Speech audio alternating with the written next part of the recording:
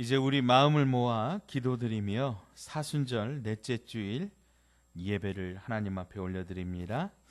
함께 기도합니다. 아버지께 참되게 예배하는 자들은 영과 진리로 예배할 때가 오나니 곧 이때라.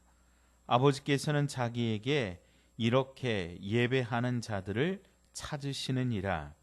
하나님은 영이시니 예배하는 자가 영과 진리로 예배할지니라. 아멘. 하나님 아버지, 거룩한 주일을 맞이하였습니다. 코로나 전염병으로 인하여 함께 모이지 못하고 각자 있는 곳에서 이 시간 함께 머리 숙여 예배드립니다. 우리의 예배를 받아주시고 우리가 드리는 이 예배가 하나님께서 받으시는 예배, 하나님의 임재가 있는 거룩한 산 제사가 될 수 있도록 주님 역사하여 주시옵소서. 예수님의 이름으로 간절히 기원하옵나이다. 아멘. 우리 사도신경으로 신앙을 고백합니다.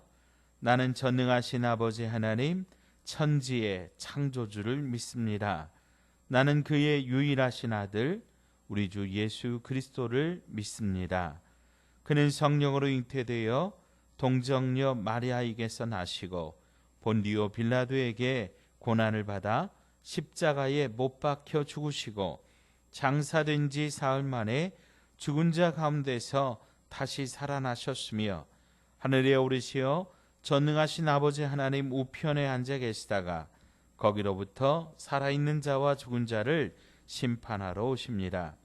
나는 성령을 믿으며 거룩한 공교회와 성도의 교제와 죄를 용서받는 것과 몸의 부활과 영생을 믿습니다. 아멘. 찬송가 400장 찬송 드리겠습니다. 찬송가 400장입니다. 험한 시험 물속에서 나를 건져주시고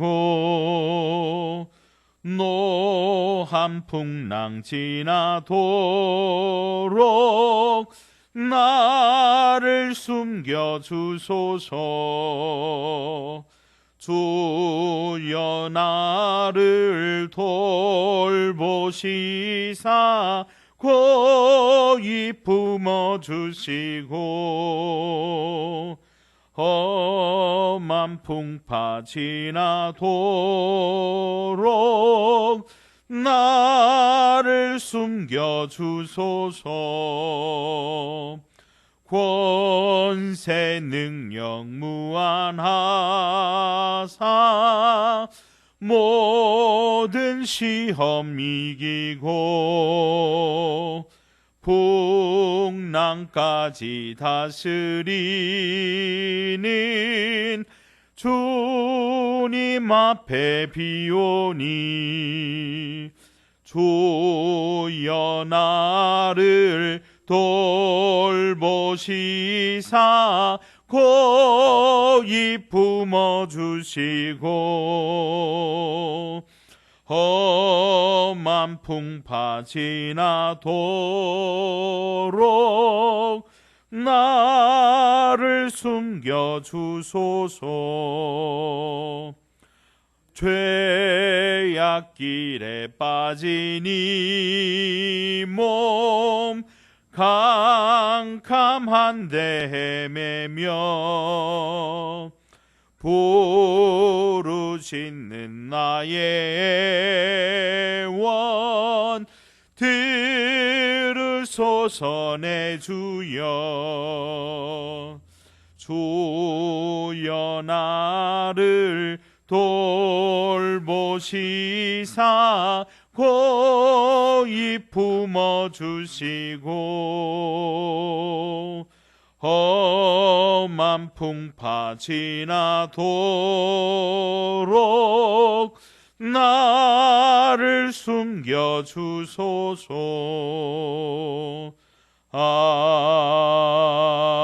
아멘.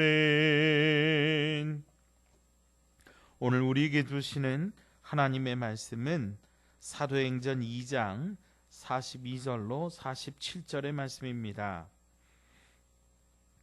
신약성경 190쪽 사도행전 2장 42절부터 47절의 말씀입니다. 사도행전 2장 42절로 47절의 말씀을 제가 받들어 읽겠습니다. 그들이 사도의 가르침을 받아 서로 교제하고 떡을 떼며 오로지 기도하기를 힘쓰니라. 사람마다 두려워하는데 사도들로 말미암아 기사와 표적이 많이 나타나니 믿는 사람이 다 함께 있어 모든 물건을 서로 통용하고 또 재산과 소유를 팔아 각 사람의 필요를 따라 나눠주며 날마다 마음을 같이하여 성전에 모이기를 힘쓰고 집에서 떡을 떼며 기쁨과 순전한 마음으로 음식을 먹고 하나님을 찬미하며 또 온 백성에게 칭송을 받으니 주께서 구원받은 사람을 날마다 더하게 하시니라. 아멘. 말씀을 위하여 이 시간 함께 기도하겠습니다. 지금도 살아계셔서 온 우주 만물을 다스리시는 하나님 아버지, 이 시간 우리에게 말씀하시는 거룩한 하나님의 말씀을 듣고자 머리를 숙였습니다. 말씀하옵소서. 주의 종이 듣겠나이다. 엎드렸던 사무엘과 같이 오늘 이 시간 우리도 주님의 말씀 앞에 엎드려 싸우니 주님 말씀하여 주시옵소서. 우리가 눈을 들어 주님의 얼굴을 바라보며 귀를 열어 주의 음성을 듣게 하시고 오늘 우리의 마음판에 새겨 이 말씀으로 순종하며 살게 하시고 생명의 역사가 나타나게 하여 주옵시고 기적의 역사가 나타나게 하시며 우리의 옛사람은 죽고 예수 생명으로 다시 사는 놀라운 은혜의 시간이 될 수 있도록 주님 역사하여 주시옵소서. 우리 주 예수님의 이름으로 간절히 기도하옵나이다. 아멘. 할렐루야. 오늘도 함께 예배드리는 우리 번성하는 교회 가족들을 주님의 이름으로 환영하고 축복합니다. 우리 성경책 가슴에 안고 한 목소리로 우리의 믿음을 선포하며 고백합니다. 나는 예수님을 구주로 믿습니다. 나는 구원받았습니다. 나는 이 말씀을 믿습니다. 나는 행복합니다. 아멘. 구원의 주님께서 여러분의 가정과 산업과 자녀들 위해 축복하시기를 주의 이름으로 축원드립니다. 지난 주간 연로하신 우리 몇 분의 어르신들에게 제가 전화를 드렸습니다. 그분들이 한결같이 말씀하시는 것이 목사님 언제 교회 갈 수 있나요? 빨리 교회 가고 싶어요.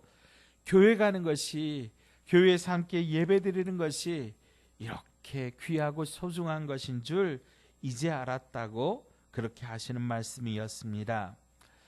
속히 코로나19 이 전염병이 멈추고 우리 교회에서 함께 모여 예배드리는 날이 다가오기를 우리 함께 기도하고 마음 모았으면 합니다.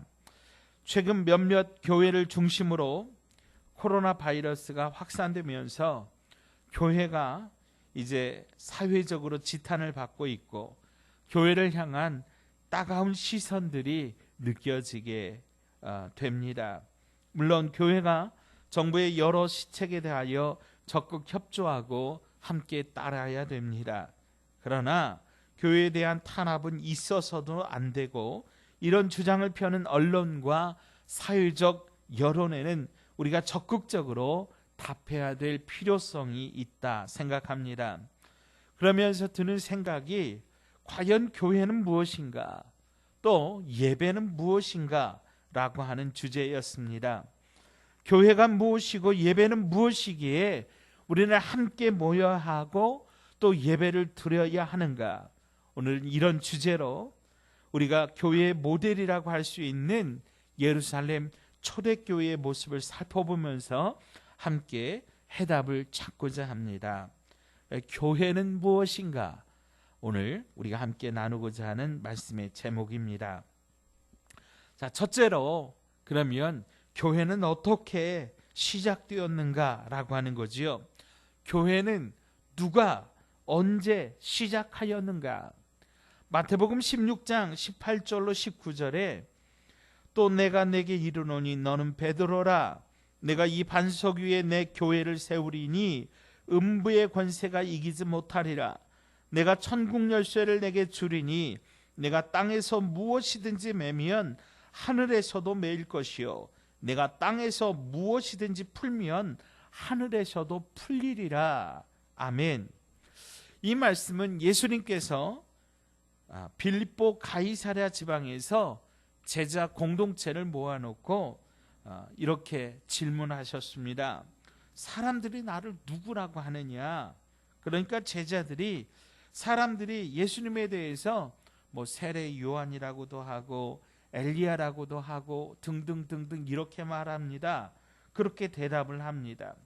그 다음에 주님께서 제자들을 향해서 이번에는 직접 물으십니다. 그러면 너희는 나를 누구라고 하느냐?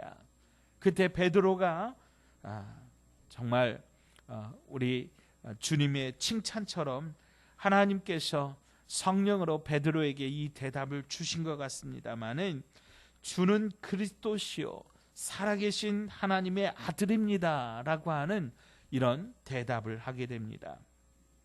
이 대답을 들으시고 주님께서 너무너무 기뻐하시면서 시몬에게 베드로에게 축복하시면서 이 대답은 사람이 아니라 하나님께서 아버지께서 너에게 알게 하셨다고 그렇게 말씀하시면서 주신 말씀이 오늘 내가 내 교회를 세우겠다. 내가 이 반석 위에 내 교회를 세우겠다라고 하는 그런 말씀입니다. 그래서 교회는 누가 시작하였느냐? 그렇습니다. 여러분, 예수님께서 시작하셨습니다. 그러면 어떻게 시작하였느냐? 베드로가 고백한 그 신앙의 고백, 주는 그리스도시요 살아계신 하나님의 아들이십니다 라고 하는 그 믿음의 고백 위에, 그 고백의 기초 위에 세워진 바로 그것이 교회라고 하는 것이고, 또 특별히 교회에 하나님께서 주신 것이 있는데 주님께서 내가 천국 열쇠를 내게 주겠다 이렇게 말씀하셨습니다. 그래서 땅에서 무엇이든지 매면 하늘에서도 매일 것이고 땅에서 무엇이든지 풀면 하늘에서도 풀리리라 말씀하셨는데, 이는 이 지상에 세워진 교회가 곧 천국을 보여주는, 지상 천국을 보여주는 천국의 모델처럼 그렇게 되어진다라고 하는 것이죠. 자, 그런데요, 우리가 잘 아는 것처럼 제자 공동체가 바로 그런 교회가 된 것은 아니었습니다. 오히려 이 사건 이후에 예수님께서 이제 십자가를 지실 것을 말씀하시니까 바로 앞에서 칭찬을 받고 이제 고백을 했던 그 베드로가 이번에는 주님께 사탄아 내 뒤로 물러가라, 너는 나를 넘어지게 하는 자로다. 내가 하나님의 일은 생각하지 아니하고 도리어 사람의 일을 생각하는도다. 이런 책망과 꾸지람을 듣게 됩니다. 그러면 언제부터 교회가 교회다운 교회가 되었습니까? 예루살렘 제자 공동체가 이제 예수님의 그 십자가 사건을 경험하고 저희들이 뿔뿔이 흩어지게 됩니다. 그리고 이제 예수님이 부활하셔서 저들을 다시 모아서 당부하시기를 너희들은 떠나지 말고 예루살렘을 떠나지 말고 간절히 모여서 기도하라 당부하시니 저희들이 이제 마가의 다락방에 모여서 간절히 기도하였던 겁니다. 그래서 예루살렘에 모였던 이 제자 공동체, 그들이 오순절날 하늘로부터 불의 혀같이 임하는 성령 강림을 체험하게 되는데, 오순절날 이르렀던 이 성령 강림을 통해서 저희들이 비로소 온전한 교회가 됩니다. 예수님께서 십자가 지실 때 도망가고 숨었던 제자들이 이제 함께 모여 간절히 기도함으로 성령 충만을 받고, 그러면서 숨었던 그들이 이제 오히려 밖으로 나가 성령이 말하게 하심을 따라 각각 다른 언어로 말하기를 시작하는데, 그 내용이 무엇입니까? 사도행전 2장 11절에 보니까 우리가 다 우리의 각 언어로 하나님의 큰 일 말함을 듣는도다. 하나님의 큰 일이라 그랬어요. 하나님의 큰 일. 아마도 예수 그리스도의 십자가와 죽음 그리고 부활이 아니었을까 그렇게 생각됩니다. 그러자 사람들은 놀라고 당황하면서 어떤 사람들은 이 제자들의 무리를 조롱하면서 그들이 새술에 취했다 그렇게 말합니다.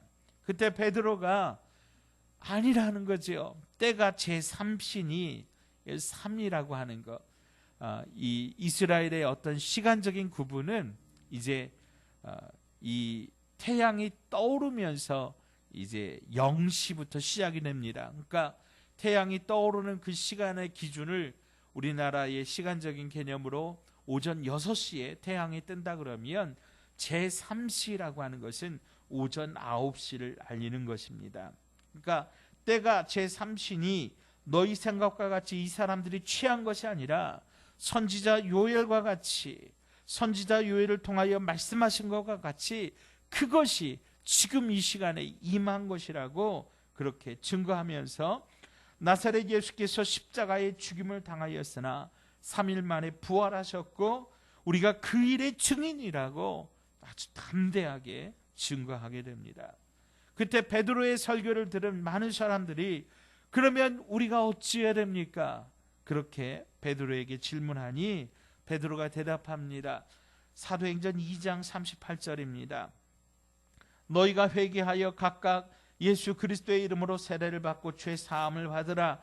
그리하면 성령을 선물을 받으리니 이 약속은 너희와 너희 자녀와 모든 먼 데 사람 곧 주 우리 하나님이 얼마든지 부르시는 자들에게 하신 것이라. 아멘.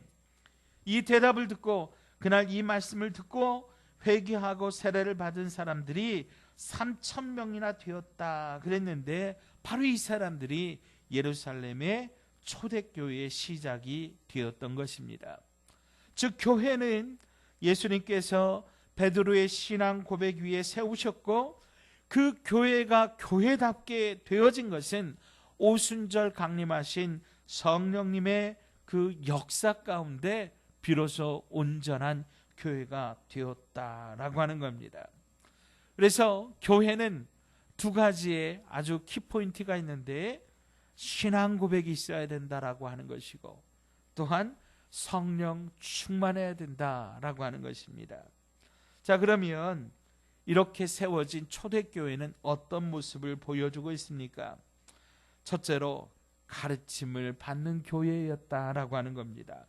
오늘 우리가 함께 읽은 42절 상반절 말씀을 보니까 그들이 사도의 가르침을 받아 이렇게 기록하고 있습니다. 예루살렘 초대교회는 사도의 가르침을 잘 받는 그런 교회였습니다. 사실 우리가 잘 아는 것처럼 사도들은 못 배운 사람들이었습니다. 무식한 사람들이었습니다. 그럼에도 불구하고 초대교회 성도들은 이 사도들의 가르침을 잘 받아들였다라고 하는 거죠. 이런 이야기가 있습니다. 지금은 작고하셨는데요, 기장 측 목사님 가운데 이제 열심히 성령운동을 하시는 목사님 계셨어요. 이 한신교회 이중표 목사님이라고 하는 분인데, 이분이 이제 성령이 충만해서 은사도 많이 받으셨습니다. 기도도 열심히 하셨습니다. 그러자 신학교 교육에 대해서 그런 말을 했습니다. 목회를 하다 보니까 신학교 교육 그거 별거 아니더라. 신학교에서 배운 것 가지고 목회하는 것 아니더라. 그렇게 말씀하셨다는 거예요. 그런데요, 이분이 연세가 좀 들고 그리고 또 신앙적인 어떤 그런 경륜이 깊어진 다음에는 오히려 신학교 가셔서 교수님들께 사과를 하셨다 그래요. 교수님 용서해 주십시오. 제가 그때는 철이 없었습니다. 성령 받았다고 다 된 줄 알았는데 그게 아니었습니다. 우리 교수님들께서 잘 가르쳐 주셨기 때문에 제가 바른 목회의 방향을 잡을 수가 있었고 잘못된 길로 가지 않을 수 있었습니다. 그래서 신학교육은 절대적으로 필요합니다. 그렇게 인정을 하셨다는 거예요. 사랑하는 여러분, 우리는 잘 배울 줄 아는 사람이 되어야 돼요. 그래서 그런 얘기가 있어요. 어린 아이에게서도 배울 것이 있다라고 하는 그런 말이 있지요. 우리는 누구를 가르치기 이전에 우리는 누구에게서든지 잘 배우는, 잘 받아들이는 그런 사람들이 되어야 된다라고 하는 거지요.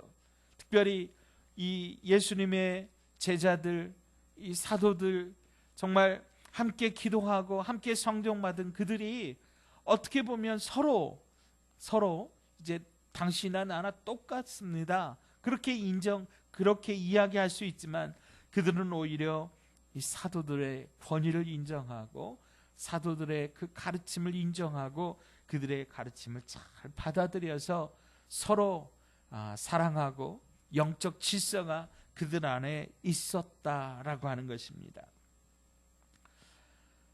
의사들 보십시오. 의사가 됐다고 배우기를 중단하지 않습니다. 의사가 되려면 최소한 6년을 공부해야 합니다. 예과 2년, 본과 4년입니다. 의대를 졸업하면 의사 국가고시를 봅니다. 합격하고 의사가 됩니다. 그런데 그것 가지고 부족합니다. 그래서 더 하지요. 인턴 1년, 레지던트 4년, 또 이제 군대에 가서 군의관 3년까지 하면 총 14년 동안 그렇게 공부를 합니다. 14년 걸리면 다 배웠습니까? 그렇지 않습니다. 또 배우는 거죠. 그래서 학회를 가고 세미나를 가고 끝까지 배우는 것입니다. 여러분, 우리는 어떻습니까? 어릴 때는 우리가 교회 학교에서 잘 배웁니다. 그런데 머리가 굵어지고 장년이 되면서 잘 배우려 하지는 않습니다. 여러분, 배우지 않으면 우리의 믿음도 신앙도 정체되는 것이고 성장할 수 없다라고 하는 겁니다. 이번에 보니까요, 여러분, 이단 신천지 사람들이 얼마나 열심히 공부합니까? 14만 4천 명에 들어가기 위해서 시험을 본답니다. 예? 그 시험을 준비하기 위해서 정말 날밤을 새면서 공부하고 정말 그 열심을 낸다라고 하는 이야기를 들었습니다. 잘못된 이단 사상인 신천지도 그렇게 열심히 공부하는데 우리들은 바른 신앙, 바른 복음의 진리를 위하여 얼마나 열심히 배우고 있느냐라고 하는 것이지요.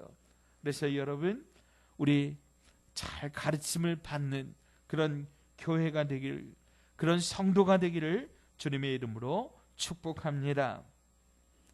두 번째는 사랑하는 교회였습니다. 오늘 42절 중반절을 보시면 서로 교제하고 라고 하는 말씀이 있습니다. 이 교제하다라고 하는 이 말씀에 이 헬라어 원문이 코이노니아라고 하는 말인데요. 이 말은 서로가 사귄다라고 하는 그런 의미를 내포하고 있습니다. 그럼 누구와 교제한다라고 하는 것일까요? 우리는 교회 안에서 서로 사람들과 서로 사귄다 이렇게 생각할 수 있는데 이 안에는 두 가지의 사귐을 이야기하고 있습니다. 첫째는 하나님과의 사귐입니다. 고린도 후서 13장 13절을 보면 우리가 축도할 때 인용하는 말씀인데요. 주 예수 그리스도의 은혜와 하나님의 사랑과 성령의 교통하심이 너희 무리와 함께 있을지어다 이렇게 기록하고 있는데 성령의 교통하심이라고 하는 이 단어, 이 교통이라고 하는 이 단어가 바로 코이노니아라고 하는 겁니다. 우리는 하나님과 교제해야 됩니다. 하나님과 사귀어야 됩니다. 우리는 하나님과 잘 사귀어야 됩니다. 잘 사귀기 위해서 자주 만나야 됩니다. 하나님의 뜻을 알게 되고 하나님의 능력을 체험하게 되고 하나님의 사랑을 깨닫게 되고 하나님 앞에 더 깊이 나아가게 되는 것입니다. 그래서 여러분, 때마다 하나님과 깊이 교제하는 저와 여러분 되시기를 원합니다. 두 번째로는 다른 사람들과의 교제입니다.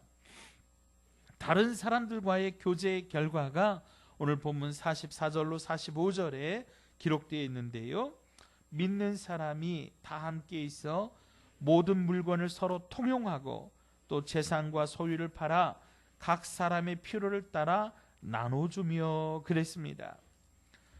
자기가 가지고 있는 것 다 소중하죠. 그런데 초대교회의 성도들은 그 소중한 것을 이웃들과 함께 정말 값지게 이렇게 나누어 주었다라고 하는 거죠. 어떻게 그렇게 할 수 있습니까? 사랑하기 때문이지요. 사랑하기 때문에 나눌 수 있었던 겁니다.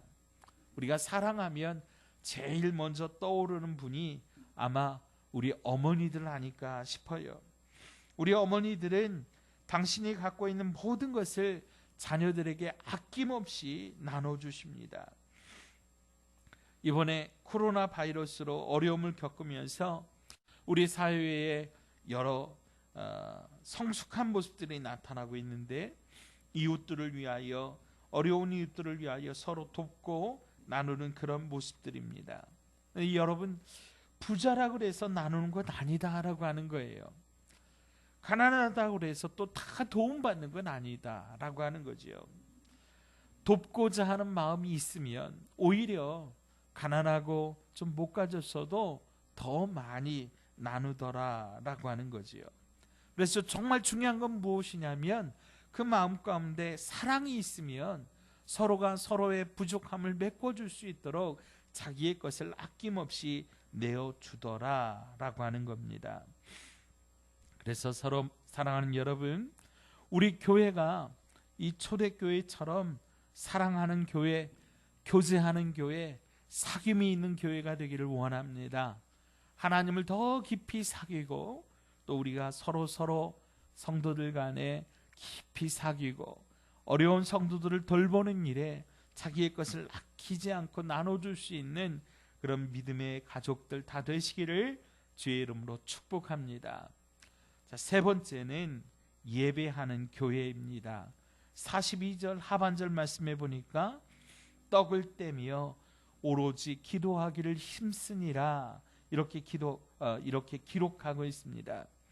이 말씀에는 특별한 것이 하나 있는데 우리 성경에는 잘 나타나지 않는데 이 원문 성경에 보면 떡과 기도라고 하는 단어 앞에 영어로 말하자면 정관사 더라고 하는 이 더가 붙어 있습니다. 그래서 좀 직역을 하자면 그 떡을 떼는 데에 힘썼고 그 기도하기를 힘썼다, 이렇게 번역할 수 있습니다.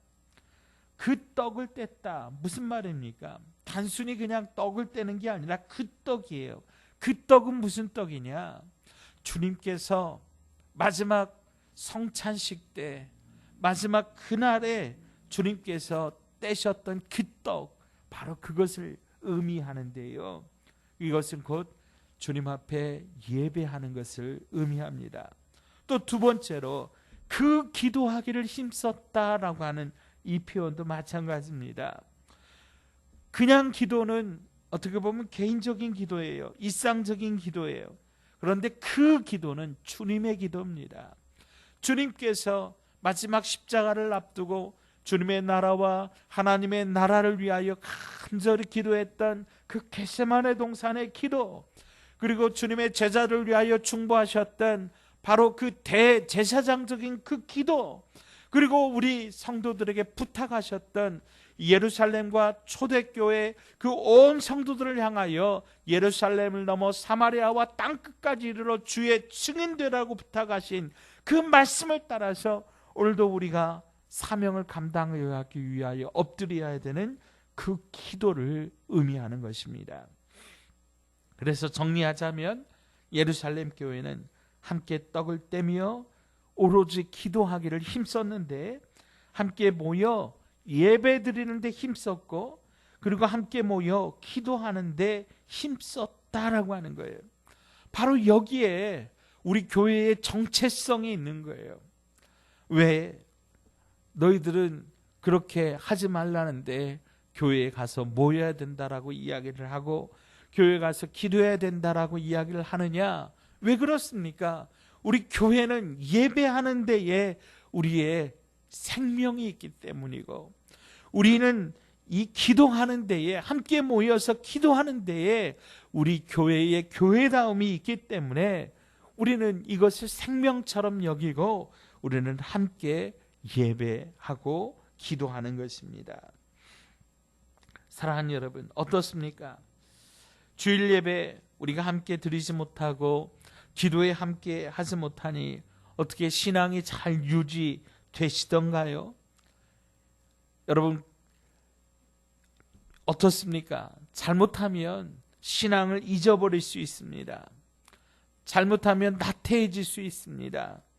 그러기에 주님은 우리에게 함께 모여 예배하고 함께 모여 기도하고, 낙심된 영혼들, 뒤따라 처지는 영혼들 함께 손을 붙잡아 일으켜주고 함께 가라고 우리에게 당부하신 줄로 믿으시기 바랍니다. 자, 마지막 네 번째는 전도하는 교회입니다. 오늘 본문에 예루살렘 교회가 전도했다라고 하는 말씀은 없습니다. 그러나 이 직접적인 표현은 없지만 간접적으로는 기록되어 있습니다. 자, 47절 보십시오. 하나님을 찬미하며 또 백성에게 칭송을 받으니 주께서 구원받은 사람을 날마다 더하게 하시니라. 아멘. 이 말씀을 보면 예루살렘 교회는 두 가지 이유 때문에 부흥하게 되었습니다. 하나는 백성들에게 칭송을 받았기 때문입니다. 칭찬을 들었다라고 하는 거예요. 믿는 사람들이 안 믿는 사람들에게 칭찬을 받았어요.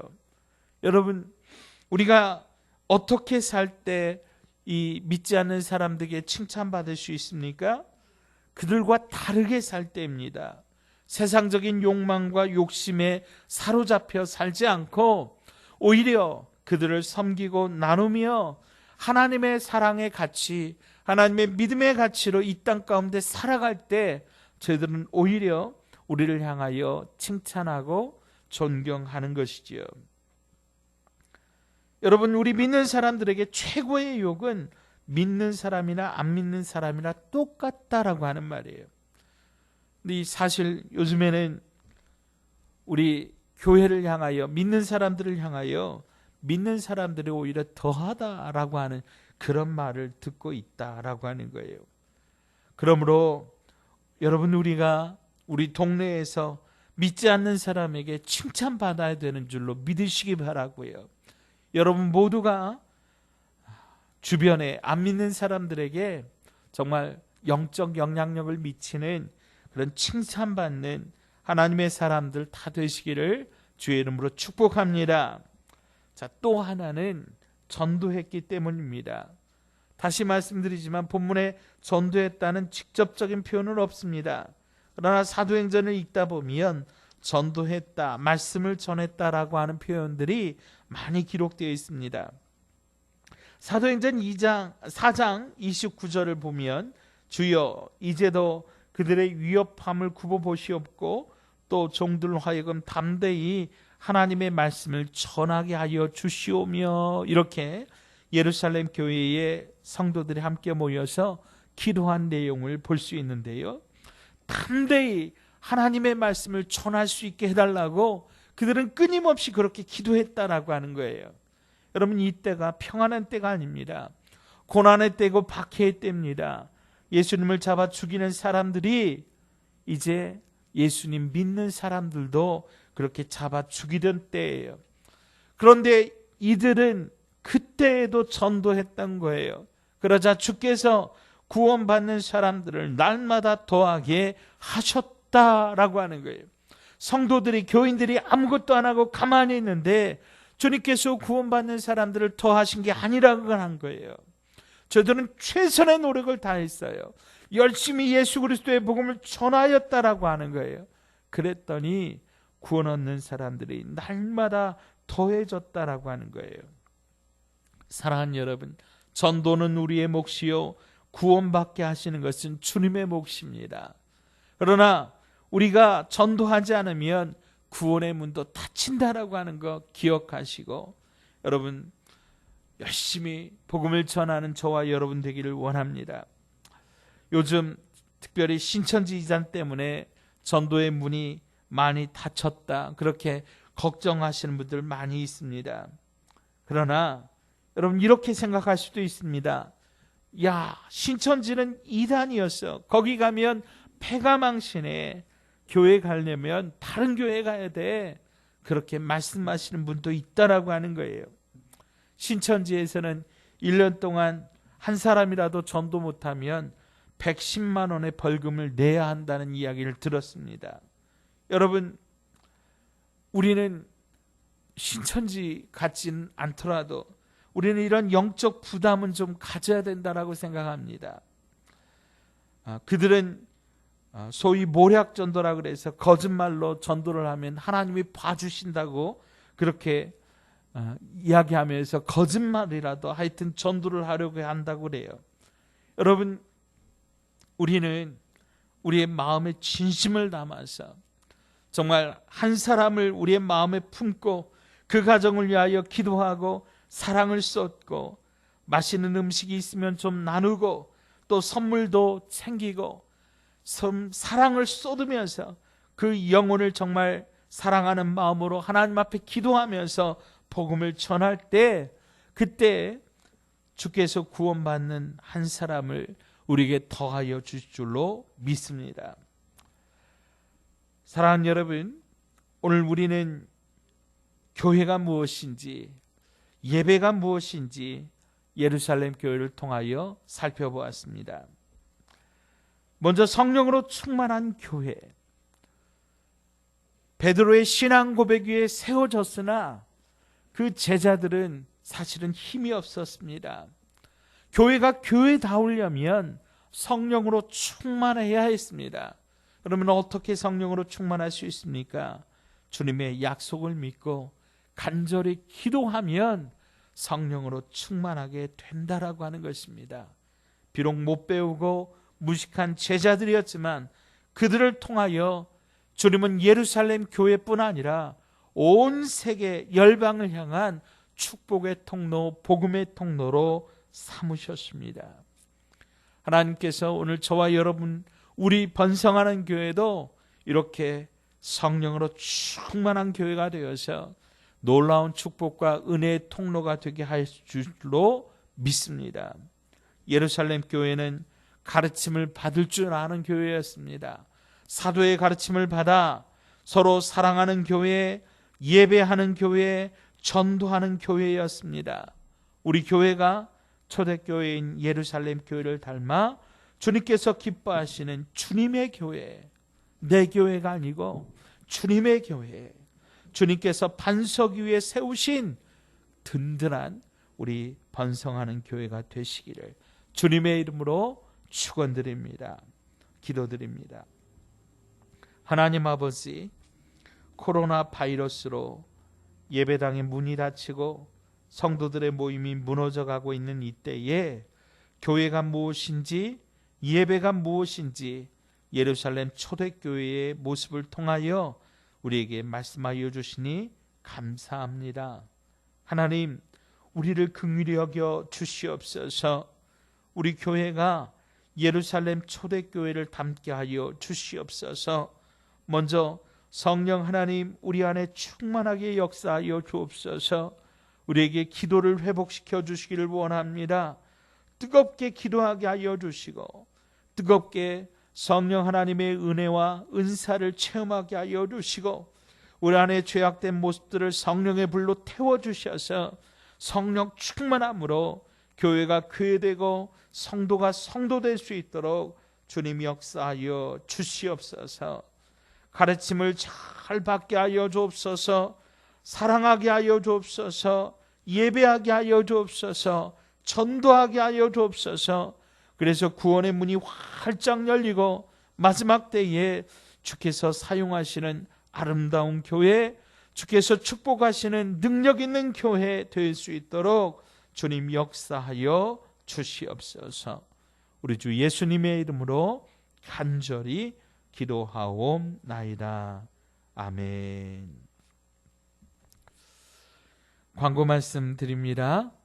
우리 이제 코로나19 바이러스 때문에 우리가 교회에 모이지 못하고 있지만은 여러분 때마다 교회를 위해서 기도해 주시고 영육의 건강을 위해서 날마다 말씀 가운데 엎드리는 우리 번성하는 교회 가족들 다 되시기를 주님의 이름으로 부탁을 드립니다. 특별히 이제 성경 말씀 쓰는 일에도 열심을 내주시고 또 날마다 시간을 정하여서 기도하고 엎드리면서 우리의 영이, 우리의 몸이, 우리의 혼이 이렇게 가라앉지 않도록 열심을 내주시기를 다시 한번 부탁 말씀드립니다. 이제 우리 생명선언 함께 외치고요, 축도로 예배를 마치겠습니다. 우리 가슴에 손을 얹고 생명선언 선포합니다. 나는 예수님과 함께 십자가에 못 박혀 죽었고 장사되었고 부활하여 새 생명으로 살고 있다. 사랑합니다. 감사합니다. 용서합니다. 아멘. 여호와는 내게 복을 주시고 너를 지키시기를 원하며 여호와는 그 얼굴을 내게 비추사 은혜 베푸시기를 원하며 여호와는 그 얼굴을 내게로 향하여 드사 평강 주시기를 원하노라.